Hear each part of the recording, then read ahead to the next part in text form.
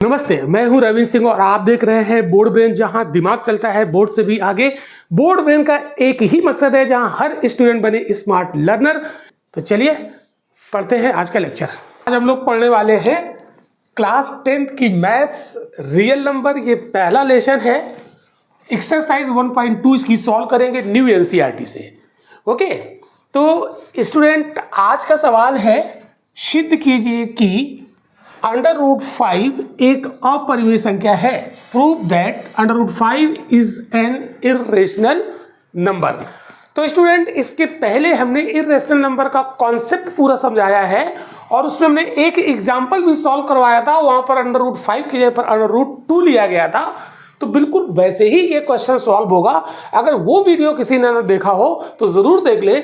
उस वीडियो का लिंक इस वीडियो के एंड में लगा दिया गया है, वहां से उसको आप देख सकते हैं। तो चलिए इस क्वेश्चन को सॉल्व करते हैं। एक्सरसाइज 1.2 का पहला क्वेश्चन। इसमें हमें क्या करना है, जिस संख्या को हमें प्रूव करना हो कि वो इर्रेशनल नंबर है और अंडर रूट उसमें लगा हो, तो हम क्या करेंगे, मतलब अंडर रूट भी हो सकता है या कुछ भी है ना। जब ये शब्द आपको लिखा हुआ मिल जाए, ठीक है, कि सिद्ध कीजिए कि √5 एक अपरिमेय संख्या है, तो हम क्या करेंगे, इसका उल्टा मान लेंगे। तो लेट कह सकते हैं माना √5। अब √5 के यहाँ पे कुछ भी हो सकता है, 2 हो सकता है, 3 हो सकता है, कुछ भी है ना, 7 हो सकता है। तो एक कॉन्सेप्ट समझो, सारे सवाल वैसे ही सॉल्व हो जाएंगे। तो √5 एक परिमेय संख्या है। क्या मानेंगे, परिमेय संख्या। इसका उल्टा मानते हैं, परिमेय संख्या है। तो देखो पहले हमने माना ये एक परिमेय संख्या है और हम इसको परिमेय संख्या मान के इसको सॉल्व करेंगे और बाद में पता चलेगा कि ये जो हमने माना है वो सही नहीं माना है। इसका मतलब है हमने माना परिमेय संख्या है और वो सही नहीं है। तो ये प्रूफ हो जाएगा कि √5 एक अपरिमेय संख्या है। अगर वो परिमेय नहीं है तो फिर क्या होगी, अपरिमेय होगी। ये इसका तरीका होता है सॉल्व करने का। तो स्टूडेंट अगर √5 एक परिमेय संख्या है तो फिर परिमेय संख्या को हम किस रूप में लिख सकते हैं, P/Q के रूप में। तो P/Q की जगह पर A/B लिख लें, ये थोड़ा आसान होता है, ये है ना, AB को बोलना थोड़ा इजी लगता है इसलिए। तो AB जहां A और B पूर्णांक है, इंटीजर है, पूर्णांक है, और B does not equal to 0। इसमें एक चीज और है कि A और B सहअभाज्य है। सहअभाज्य को हम कहते हैं इंग्लिश में को-प्राइम। तो ये जो को-प्राइम होता है, सहअभाज्य क्या होता है, ये हमने कॉन्सेप्ट वाले वीडियो में समझाया है कि सहअभाज्य नंबर क्या होते हैं। अगर ना देखा हो तो आप देख लीजिए, तब एक्सरसाइज को सॉल्व करेंगे, तब आप बहुत आसानी से इसको सॉल्व कर पाएंगे।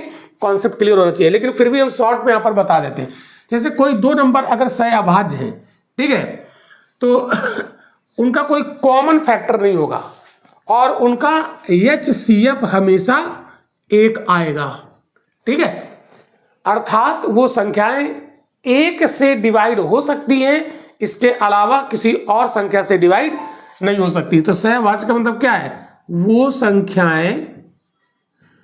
संख्याएं जो केवल 1 से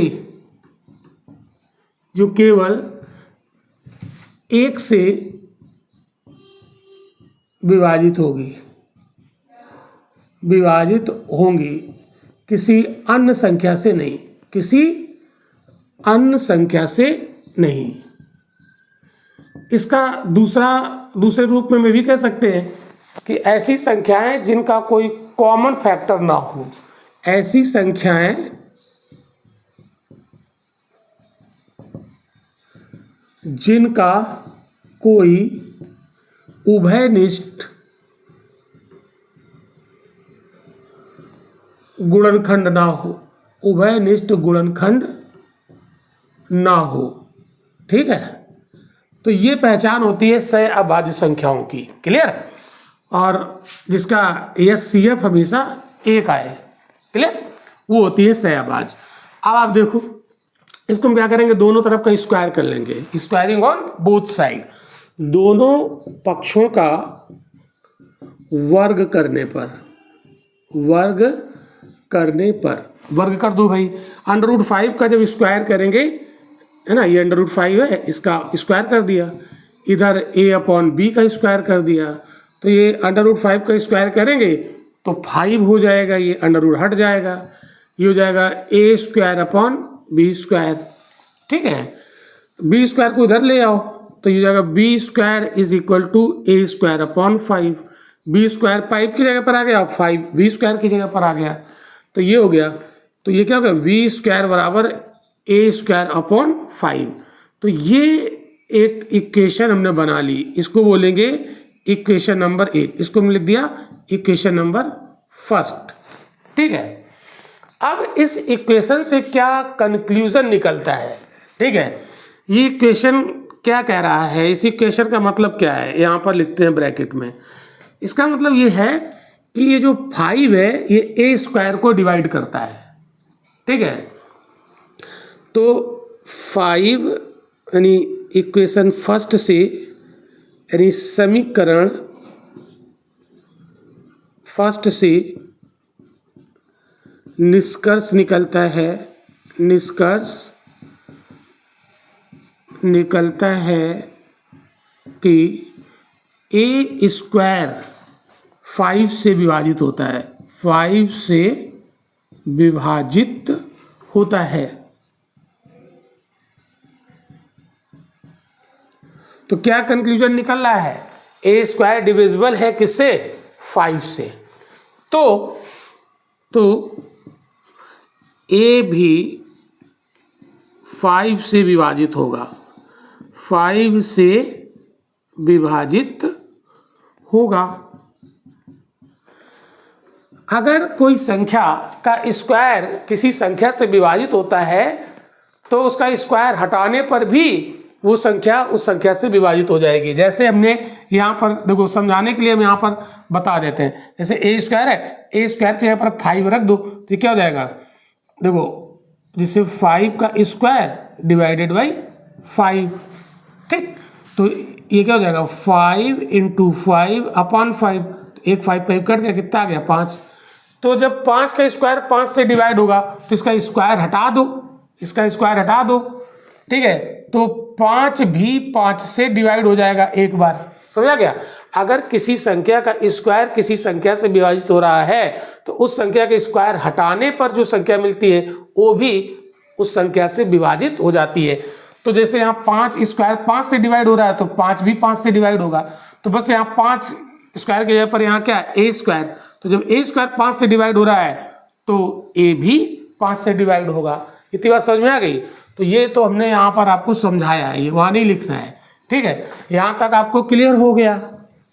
अब आप देखो, अब यहाँ पर एक बात और समझनी पड़ेगी कि a² 5 से डिवाइड हो रहा है। अच्छा, a² 5 से डिवाइड हो रहा है तो a भी 5 से डिवाइड हो रहा है। अब समझना, ये जो a 5 से डिवाइड हो रहा है, a 5 से डिवाइड हो रहा है, क्यों भाई, यहाँ क्या है, a² जब 5 से डिवाइड हो रहा है तो a भी 5 से डिवाइड हो रहा है। तो यहाँ पर a की वैल्यू तो हमें पता नहीं है कि क्या है, तो इसका मतलब है कि a की वैल्यू कितनी होनी चाहिए जो 5 से डिवाइड हो।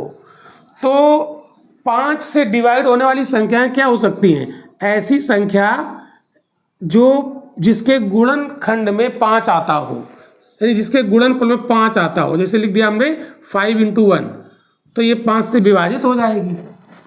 जैसे 5 × 2, ये भी 5 से विभाजित हो जाएगी, डिवाइड हो जाएगी। जैसे हम लिख दिया 5 × 3, ये भी 5 से डिवाइड हो जाएगा, क्योंकि 5 कट जाएगा, है ना, कट जाएगा, कट जाएगा। इसका मतलब है कि a की वैल्यू 5 के गुणनखंड में होनी चाहिए, तो वो कट जाएगी 5 से। इसका मतलब है कि अगर हम 5 × k लिख दें और डिवाइड बाई 5, तो a भी तो विभाजित हो जाएगी, 5 से 5 कैंसिल हो जाएगा, क्या आ जाएगा, k आ जाएगा। ठीक है, अब आप कहेंगे सर ये k क्या है, तो k की जगह पे आप चाहो तो 1 रख सकते हो, चाहो 2 रख सकते हो, चाहे 3 रख सकते हो, चाहे 4, कुछ भी रख सकते हो। तो अगर हम k की जगह पे 1 रखेंगे तो 5 × 1 ये वाला मिल जाएगा, ये विभाजित हो गया। अब k की जगह पर हम 2 रख देंगे तो 5 × 2 होगा, तो ये वाला मिल जाएगा। क्यों? ये वाला मिल जाएगा, तो a भी तो 5 से डिवाइड हो रहा है। अगर हम k की जगह पर 3 रख दें तो ये वाला मिल जाएगा, ये भी 5 से डिवाइड हो रहा है। इसका मतलब है एक ऐसी सामान्य संख्या मान लें जो 5 से डिवाइड हो। इसका मतलब है कि a की जगह पर अगर 5k लिख दें, एक सामान्य नंबर, ठीक है, तो वो 5 से डिवाइड होगा कि नहीं होगा? इसका मतलब है कि अगर हम a की जगह पर 5k लिख दें तो वो 5 से डिवाइड होगा कि नहीं होगा? ठीक है, तो देखो 5 से डिवाइड हो गया कि नहीं हो गया? k आ जाएगा। तो इसका मतलब यहाँ पर क्या हुआ? a बराबर 5k होना चाहिए। बताओ, इतना समझ में आया? क्या होना चाहिए? a बराबर 5k। ठीक, तो जैसे कहा कि समीकरण 1 से निष्कर्ष निकलता है कि a स्क्वायर 5 से डिवाइड होता है, तो a भी 5 से डिवाइड होता है। तो इसका मतलब है कि a की जगह पर कितना होना चाहिए? तो हमने मान लिया a की जगह पर 5k होना चाहिए, तो वो 5 से डिवाइड होगा। तो यहाँ देखो, एक हम आपको अब इतना समझ में आ गया होगा, आई होप कि आ गया होगा तो लाइक कर दो, शेयर कर दो, चैनल को सब्सक्राइब कर लो और बेल आइकन जरूर प्रेस कर लो, ताकि जब भी हम कोई नया वीडियो डालें तो टाइम से आपको उसकी सूचना मिल सके। तो ये समझ में आ गया। अब आपको हम एक ट्रिक बताते हैं। अगर आप सोचे कि सर अभी भी नहीं समझ में आया, वैसे ऐसा कोई कारण बनता नहीं कि समझ में ना आया हो, ठीक है, लेकिन फिर भी यदि आपको दिक्कत है तो आप क्या करोगे? जैसे यहाँ पर इक्वेशन में a/5 है, तो ये a 5 से डिवाइड हो रहा है, तो इसका मतलब है कि a को तुरंत आप 5k मान लो। क्या मान लो? 5k। अगर ये समीकरण ऐसे लिखा होता, ध्यान समझो ना, b स्क्वायर और a² 2, तो फिर ये 2 से डिवाइड होता तो a बराबर हम 2k मान लेते। तो जितना इसके डिवाइड में है बस a की जगह पर उतना k मान लो।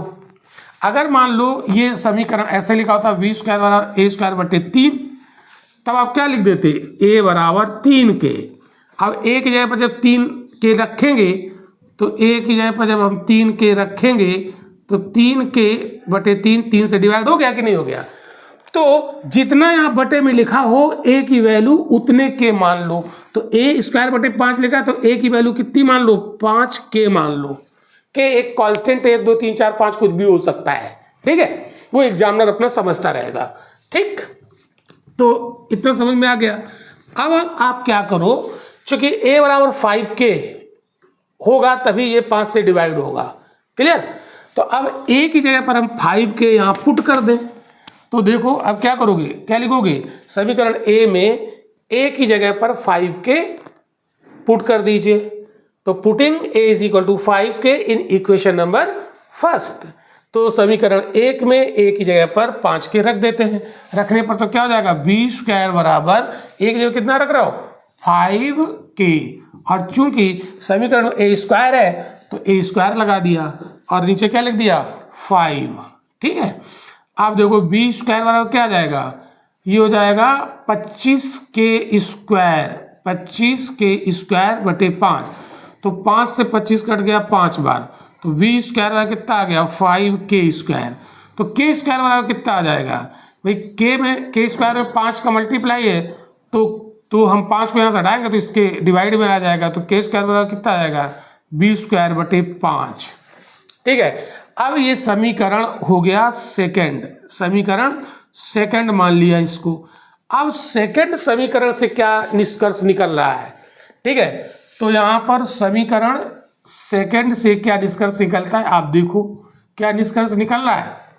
यहाँ लिखिएगा, समीकरण सेकंड से निष्कर्ष। b² 5 से डिवाइड हो रहा है तो b भी 5 से डिवाइड होगा। यहाँ पर क्या लिखोगे? b² 5 से विभाजित हो रहा है,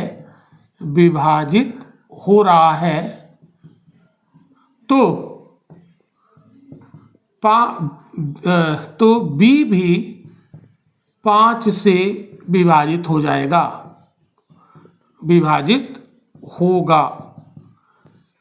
ठीक है, तो यहाँ एक से क्या निष्कर्ष निकला? a² 5 से डिवाइड हो रहा है तो a भी 5 से डिवाइड हो रहा है। इक्वेशन नंबर 2 से क्या निष्कर्ष निकला? b² 5 से डिवाइड हो रहा है तो b भी 5 से डिवाइड हो रहा है। अब आप नजर यहाँ पर डालो, यहाँ पर जो हमने शुरू में माना था, जो हमने एज्यूम किया था, क्या एज्यूम किया था, ए और बी सह अभाज्य है। इसका मतलब ए और बी केवल एक से विभाजित होगी, अन्य किसी संख्या से विभाजित नहीं होंगी। इसका मतलब तो यही था कि ए और बी सिर्फ एक से विभाजित होगी क्योंकि ये को प्राइम है। लेकिन हमने जब इसको सॉल्व किया तो यहाँ पर क्या निकल के आ रहा है, ए 5 से विभाजित हो रहा है और बी भी 5 से विभाजित हो रहा है, तो ये तो गलत हो गया।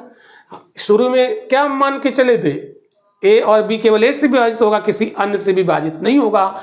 लेकिन यहाँ क्या निकल के आ गया, ए और बी 5 से भी विभाजित हो रहा है। इसका मतलब जो हमने ये माना था वो गलत माना था। इसका मतलब है कि ये जो विरोधाभास आ गया, पहले हमने कहा कि ए और बी केवल एक से विभाजित होगा, लेकिन जब हमने हल किया तो पता चला एक से तो विभाजित होगा ही होगा, साथ ही साथ 5 से भी विभाजित हो रहा है। तो इसका मतलब है कि हमने जो माना था वो सही नहीं माना था। तो हमने क्या माना था कि अंडर रूट एक परिमेय संख्या है, वो गलत हो गया। अंडर रूट 5 एक अपरिमेय संख्या है फिर तो। क्लियर? तो यहां पर आप क्या लिखोगे, चूंकि ए और बी एक के अलावा 5 से भी विभाजित होती है, इसलिए ये सह अभाज्य संख्या नहीं है। और सह अभाज्य संख्या नहीं है तो इसका मतलब है अंडर रूट 5 एक परिमेय संख्या नहीं है, ये क्या है, एक अपरिमेय संख्या है। क्लियर? यही इसका जवाब आप लिख देंगे। तो क्या लिखोगे, ए और बी चूंकि एक के अलावा 5 से भी विभाजित हो रही है, इसलिए ये सह अभाज्य संख्या नहीं है, और इसी वजह से अंडर रूट 5 एक परिमेय संख्या नहीं है, ये एक अपरिमेय संख्या है। क्लियर? तो समझ में आ गया होगा। तो ये क्वेश्चन सॉल्व हो गया, मुझे लगता है आप लोगों को समझ में आ गया होगा। अब चलते हैं इसके क्वेश्चन नंबर 2 की तरफ। कहते हैं सिद्ध कीजिए 3 + 2 अंडर रूट 5 एक परिमेय संख्या है। Prove that 3 + 2 under root 5 is an irrational number. तो ये क्वेश्चन जो पहला वाला क्वेश्चन था उससे थोड़ा सा हटकर है। पहले वाले क्वेश्चन में कितना था, अंडर रूट 5 को प्रूव करना था। अब की बार इसने क्या कर दिया, इसमें ये चीजें और ऐड कर दी हैं। ठीक है, तो जब इस टाइप का प्रश्न आ जाए, क्वेश्चन आ जाए, तो कैसे सॉल्व करेंगे, आइए। तरीका वही है, ठीक है, इसके सॉल्यूशन का जो तरीका है वो लगभग वही है, ठीक है, लेकिन थोड़ा अंतर हो जाएगा, ये थोड़ा आसान हो जाएगा। देखो क्या कहोगे, अपरिमेय प्रूव करना है तो हम उल्टा मान लेंगे। ठीक है, दिमाग में बिल्कुल फीड कर लो। ठीक है, तो माना हम एज्यूम कर लेंगे, assume that 3 + 2 under root 5 is a rational number. ठीक है, तो माना 3 + 2 अंडर रूट 5 एक परिमेय संख्या है।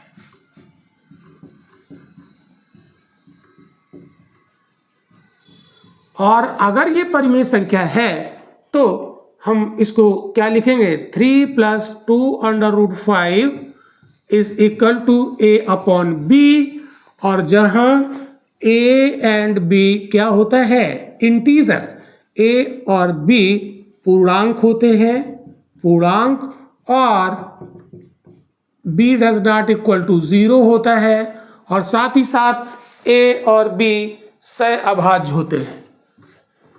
a और b सह अभाज्य, को प्राइम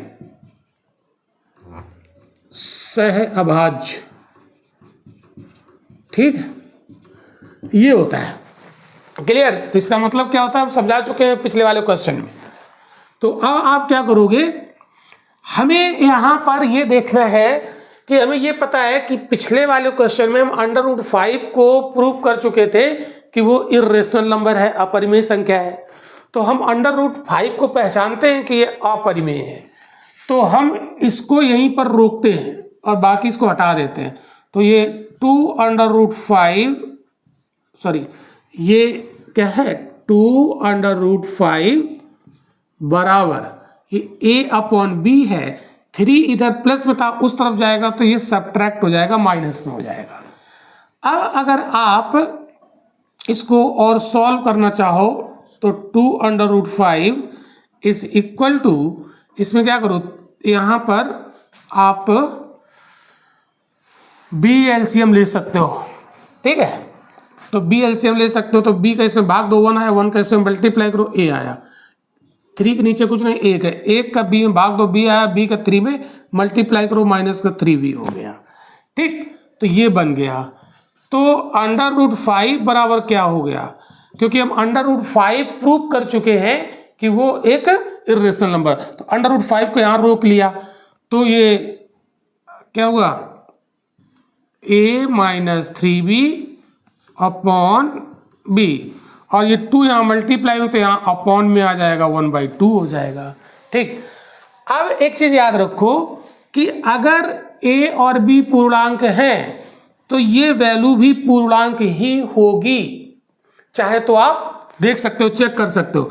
जैसे a और b की जगह, जैसे मान लो a b पूर्णांक, तो पूर्णांक हमने मान लिया a बराबर 2 b बराबर 3, ठीक है, ये मान लिया, हम चेक कर रहे हैं। तो a की जगह पर अगर 2 रखो, b की जगह पर 3 रखो, सॉल्व करो, तो 2 माइनस 3 इंटू 3 अपॉन 3, और ये 1/2, इसको चेक कर रहे हैं, ये हम चेक करके बता रहे हैं। ठीक है, तो देखो सॉल्व करो, तो ये 2 का 3 से मल्टीप्लाई हो तो 1/6 हो गया, और ये अंदर क्या बचा 2 माइनस 9, ठीक है, 2 माइनस 9 बचा। अब ये क्या हुआ 1/6 इंटू 2 से 9 घटा दो तो 7 बचे माइनस के 7, तो ये कितना आ गया माइनस का 7/6। तो अगर हम a और b को पूर्णांक मानते हैं तो a और b को कोई भी पूर्णांक मान के यहाँ वैल्यू रखो तो ये भी एक पूर्णांक ही आता है 7/6, 7 भी पूर्णांक है और 8 भी पूर्णांक है, वो बात अलग है कि माइनस का है। ठीक है, तो हम ये कह सकते हैं कि अगर a और b पूर्णांक हैं तो ये संख्या भी पूर्णांक होगी, और अगर ये पूर्णांक है तो a अपॉन b क्या है, परिमेय संख्या है। ठीक है, तो √5, और ये क्या हो गया पूर्णांक है, यानी ये परिमेय संख्या है, ये परिमेय संख्या है। लेकिन हम आपको पढ़ा चुके हैं पहले, आप जानते हैं कि √5 परिमेय संख्या होती नहीं है, ये क्या होती है, ये अपरिमेय होती है। इसका मतलब क्या हुआ, इसका मतलब क्या हुआ, इसको रब करते हैं, ये हमने आपको समझाया था। इसका मतलब तो ये हो गया कि √5 तो अपरिमेय संख्या है, तो इसका मतलब क्या है, अपरिमेय संख्या बराबर परिमेय संख्या, परिमेय संख्या। अब ये बताओ, दो विरोधाभासी चीजें कभी बराबर हो सकती हैं क्या? अपरिमेय संख्या कभी परिमेय संख्या के बराबर हो सकता है? हीरो कभी विलन के बराबर हो सकता है क्या? दो विरोधाभासी चीजें बराबर नहीं हो सकती हैं, इसलिए ये अपरिमेय संख्या परिमेय संख्या नहीं हो सकती है। ठीक है, इसका मतलब है कि जो चीज हमने यहां पर माना था कि ये परिमेय संख्या है वो गलत है, वो गलत है। ठीक है, क्योंकि अपरिमेय संख्या परिमेय संख्या के बराबर नहीं हो सकती है। ठीक है, तो आप क्या कह सकते हो, इसलिए 3 + 2√5 अपरिमेय संख्या नहीं हो सकती है, मतलब वो 3 + 2√5 एक परिमेय संख्या नहीं हो सकती है, अर्थात वो एक अपरिमेय अर्थात इर्रेशनल नंबर होगी।